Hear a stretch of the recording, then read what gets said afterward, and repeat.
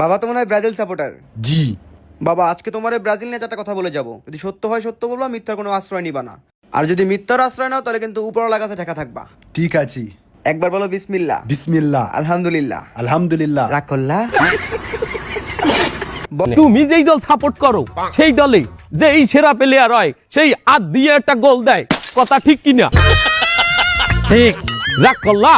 না, রাগ করি না। তুমি যেই দল সাপোর্ট করো সেই দলে বর্তমানে একটা প্লেয়ার ছাড়া আর কেউ খেলতে পারে না, কথা ঠিক নেবে ঠিক?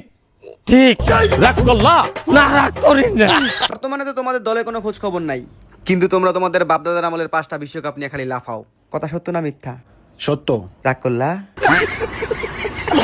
14 বিশ্বকাপে তোমরা 7টা গোল খেয়েছে, এটা কাটতে ফিরে আসলে। এখন যদি তোমাদেরকে কেউ 7 আপ বলে যাওগা তোমরা সেইটা, ওই যে কথা আছে না, সোরের মার বড় গলা, কথা সত্য না মিথ্যা? সত্য। রাগ করলা? না।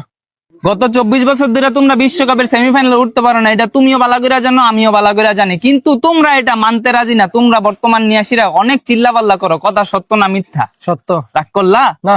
বর্তমানে তোমাদের কোনো খাওয়া নাই, কিন্তু এটা নিয়াসীরা তোমরা অনেক চিল্লাপাল্লা করো, অনেক কন্ট্রোভার্সি করো। আমি যে তোমাকে এতক্ষণ বুঝাইলাম, এই আমার কথাই তুমি কি বুঝলা? এবার আমরা বিশ্বকাপ নেব। আস্তে আস্তে।